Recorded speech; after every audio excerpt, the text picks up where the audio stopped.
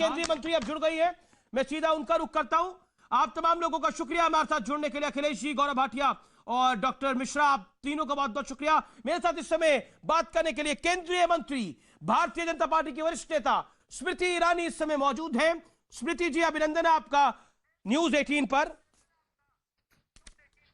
किसानों का आंदोलन जो है वो अभी भी समाप्त नहीं हुआ है। डिमांड पर डिमांड है और एक ही डिमांड है कि कानून को निरस्त करें, तभी आगे बात बनेगी। क्या आपको लगता है कि सुप्रीम कोर्ट से, ऑनरेबल सुप्रीम कोर्ट से कुछ समाधान निकल के आएगा? मैं माननीय सुप्रीम कोर्ट पर कोई भी टिप्पणी नहीं करना चाहूंगी, क्योंकि वर्तमान में विषय सब जुडिस है और जो मुझ जैसे व्यक्ति कॉन्स्टिट्यूशनल पोजीशंस पर होते हैं उनका सुप्रीम कोर्ट पर टिप्पणी करना वैसे भी उचित नहीं है।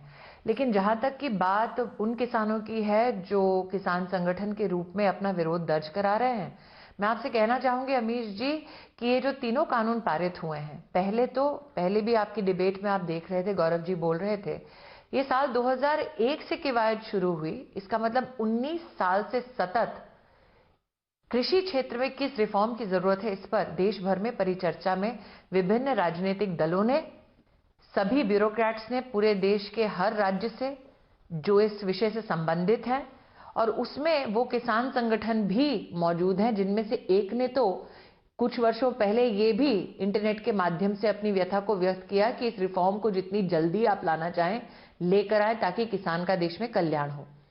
जिन 3 बिल्स के बारे में आप चर्चा कर रहे हैं, इन तीनों बिलों में विशेषता है क्या? पहला, कि देश के इतिहास में पहली बार एक कानून सुनिश्चित करता है कि किसान से अगर आप कोई सामान खरीदते हैं तो आपको 72 घंटों में किसान का भुगतान करना पड़ेगा, उसके पैसे चुकाने पड़ेंगे।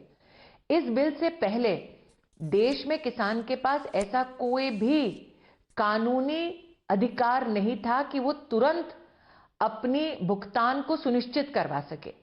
यहां तक कि मैंने कुछ दिन पहले ही वक्तव्य में आपके चैनल पर यह कहा कि जब ये कानून नहीं था तब महाराष्ट्र, जहां पर विपक्ष की सरकार है, वहां पर एक किसान जिसने अपने मक्के की खेती को बेचा था, उपज को बेचा था, वो 5 महीने से दर-दर की ठोकरें खा रहा था।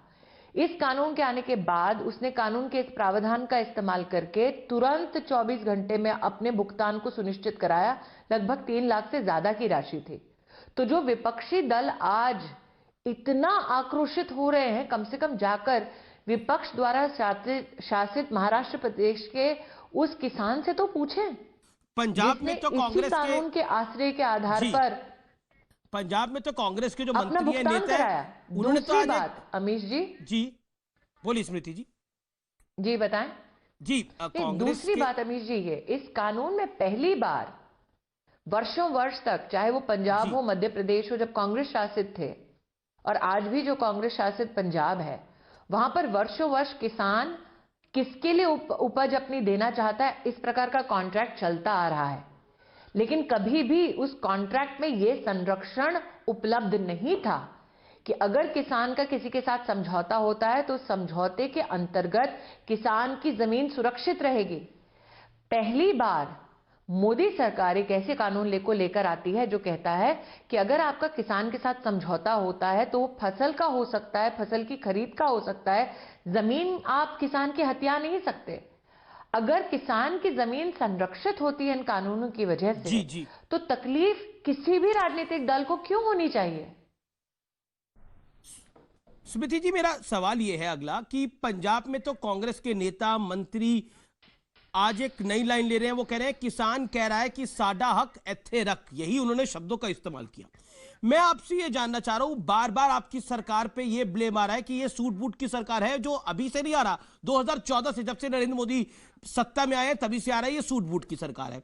क्या आपको लगता है विपक्ष ने, जो कल प्रधानमंत्री ने भी बोला, कोई ऐसा भ्रमजाल बना जिसमें कुछ किसान, सब किसान नहीं, कुछ किसान ट्रैप हो गए और आपकी सरकार भी ट्रैप हो गई? देखिए, मैं आपसे स्पष्ट रूप से कहना चाहती हूं, सरकार ने ये जो विषय पर निर्णय लिया, देश की संसद में इन बिलों को जब पारित करवाया, खुली चर्चा ना सिर्फ इस पे हुई, जबकि मैंने आपसे कहा कि शुरुआत इसकी कहां हुई, साल 2001 से परिचर्चाओं की शुरुआत हुई। मतलब 19 साल से इस विषय पर चर्चा चल रही थी। सरकार यूपीए की भी रही 10 साल, उस अंतराल में भी यूपीए की सरकार ने इन्हीं विषयों को आगे बढ़ाने का काम किया।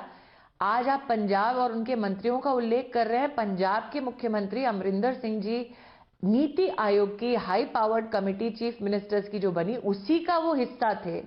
उस कमेटी में उन्होंने ही इन रिफॉर्म्स को प्रस्तावित किया और इनको प्रस्तुत किया भारत सरकार के सामने। शायद उनके मंत्रियों को पता ना हो, लेकिन उन्हें निश्चित रूप से अपने जाकर मुख्यमंत्री से पूछना चाहिए कि आप स्वयं नीति आयोग की जब कमेटी में गए तो आप ही ने कहा कि इन रिफॉर्म्स को होना चाहिए।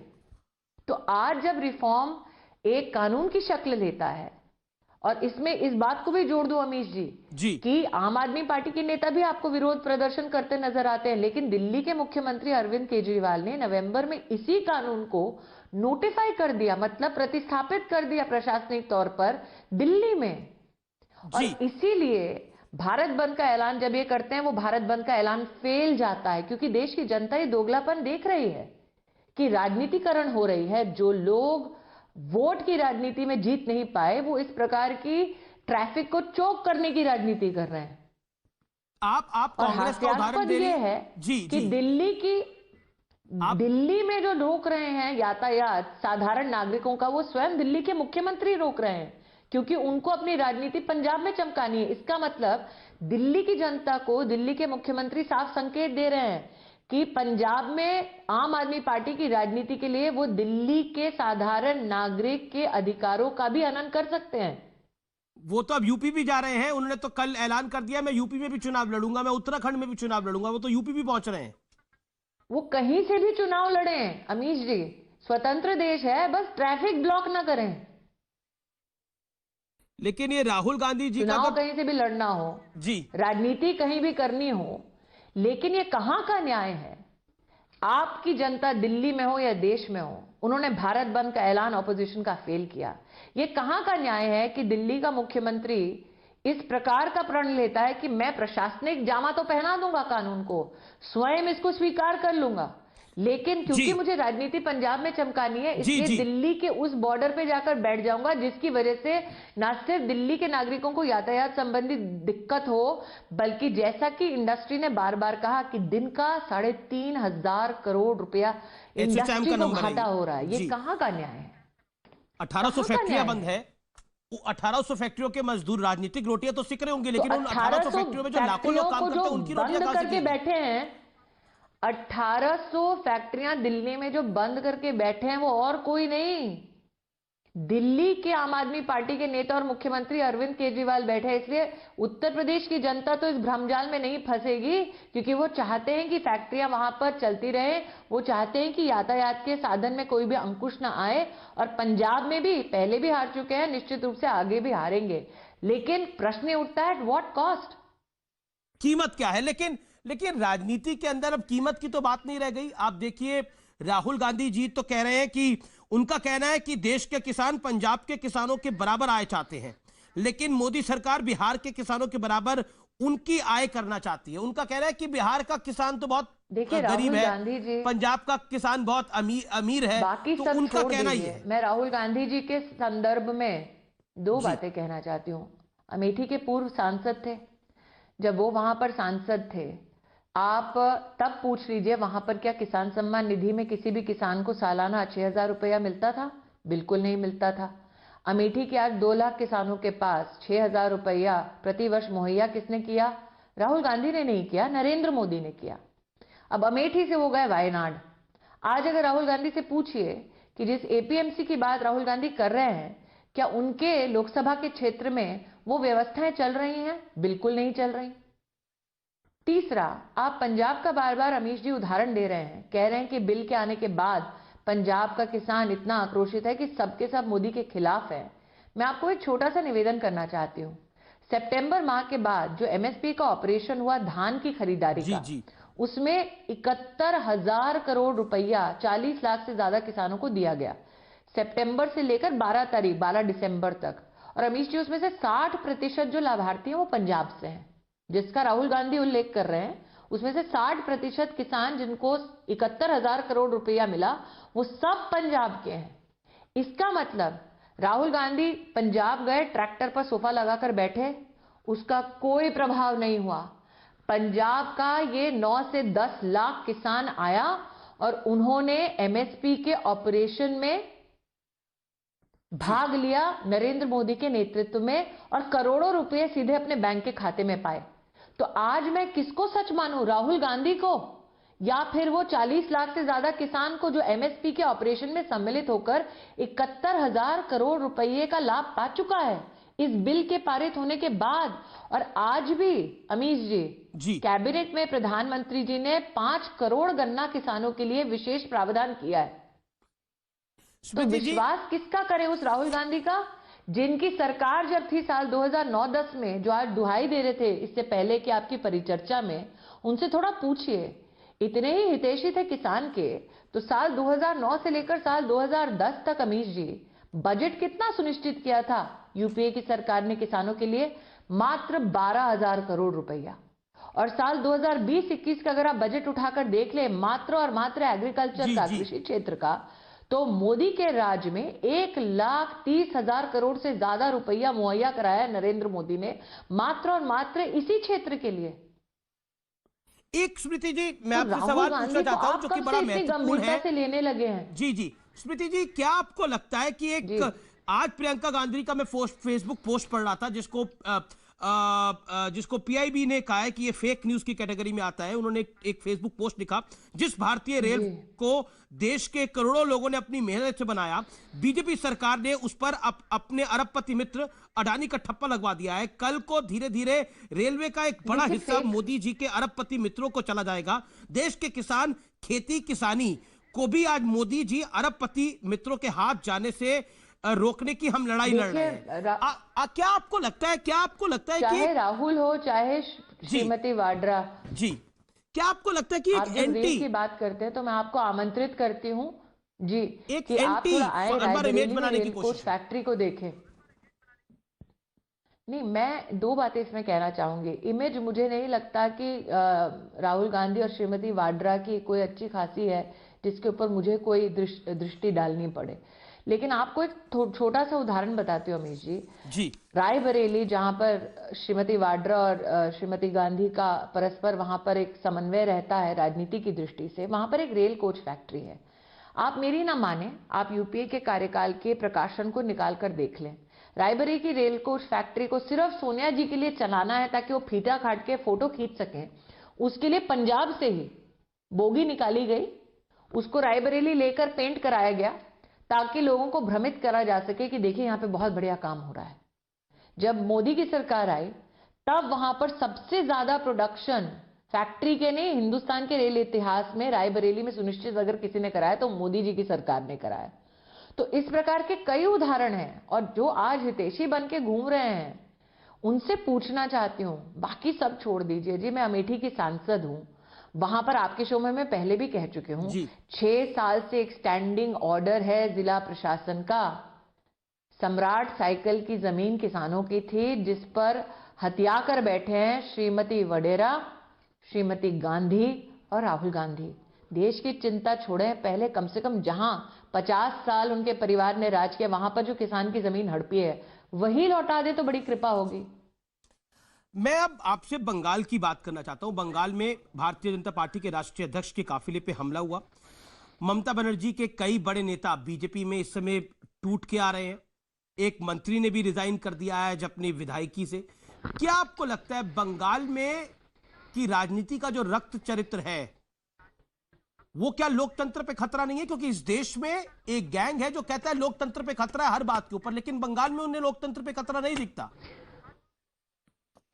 नहीं, देखिए, उस गैंग को खतरा अपनी जेब पर दिख रहा है, लोकतंत्र पे नहीं दिख रहा। लोकतंत्र की तो मात्र वो दुहाई देते हैं।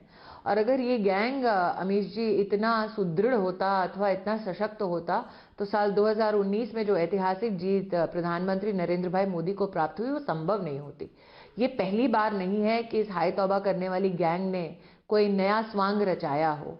आप जानते हैं कि साल 2014 से ही इनका मकसद कोई एक कानून अथवा कोई एक पॉलिसी नहीं है। इनका मकसद यह है कि वो मोदी को कितना परेशान कर सके अथवा मोदी को सेवा से, सत्ता से तो नहीं, क्योंकि प्रधान सेवक नरेंद्र मोदी अपने आप को घोषित कर चुके हैं कि वो कितना उनको सेवा कार्यों से दूर रख सके। लेकिन वो समझ नहीं पाते हैं कि जितना वो नरेंद्र मोदी को आहत करने का प्रयास करते हैं, उतना ही तटस्थ होकर देश की जनता नरेंद्र मोदी के संग खड़ी हो जाती है। ममता बनर्जी और पर आप इसीलिए क्या मैं कहना दोबारा चाहती हैं? कहती हूँ अमीश जी, जो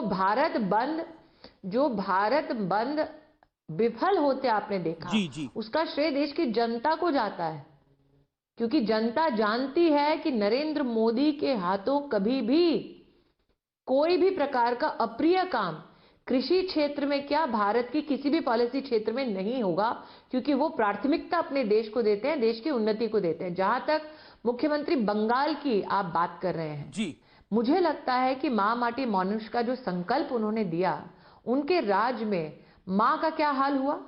अगर कोई महिला भारतीय जनता पार्टी की कार्यकर्ता है और वो लोकतांत्रिक ढंग से अपना विरोध दर्ज करती है, तो ममता बनर्जी, और ये दुख की बात है, आक्रोश की बात है, अपने हथकंडों का इस्तेमाल करते हुए पुरुष कार्यकर्ता को टीएमसी के भेज दें ताकि उस महिला कार्यकर्ता का बलात्कार हो, उसकी हत्या हो। कितने ऐसे चित्र आपने देखे हैं जिसमें भारतीय जनता पार्टी के कार्यकर्ताओं को सरेआम खुली गली में, गांव में मौत के घाट उतार दिया जाता है, फांसी से उन्हें लटका दिया जाता है। ममता बनर्जी को शायद इस बात का वहम है कि अगर इस प्रकार से सार्वजनिक हिंसा वो करवाएंगी भारतीय जनता पार्टी के कार्यकर्ताओं के खिलाफ, तो भारतीय जनता पार्टी का कार्यकर्ता सहम कर कहीं बैठ जाएगा। हमारे राष्ट्रीय अध्यक्ष पर जिस प्रकार से उन्होंने अटैक कराया, वो कहीं ना कहीं दो बातें दर्शाता है। एक, प्रशासनिक तौर पर वो पूरी तरह से विफल हैं, क्योंकि वही नहीं जानती कि लोकतंत्र तो छोड़िए, लॉ एंड ऑर्डर को किस प्रकार से बरकरार रखा जाता है। लेकिन दूसरा, उनकी तिलमिलाहट है कि उनका अपना ही एक राजनीतिक परिवेश है जो उनके हाथ से छूटता जा रहा है। कहीं ना कहीं जिस प्रकार की एंजाइटी वो पॉलिटिकली दिखा रही हैं, कहीं ना कहीं जिस प्रकार का उन्होंने हिंसक प्रदर्शन किया, जनता तो न्याय करेगी ना। उनको खुशफहमी ये थी कि भाजपा का कार्यकर्ता डर के घर में बैठ जाएगा। भाजपा के कार्यकर्ता का संकल्प है, आप अगर एक को मारेंगे तो 10 और खड़े हो जाएंगे। कितनों को मारेंगे आप? जी बहुत बहुत। तो आज जो आप बंगाल में देख रहे हैं, जी स्मृति जी, रक्ततंत्र जो ममता का है, उस पर लोकतंत्र भारी होगा, ये भाजपा के कार्यकर्ता होने के नाते मैं आपको विश्वास दिला सकती हूं। बहुत बहुत शुक्रिया हमारे साथ जुड़ने के लिए, इस खास बातचीत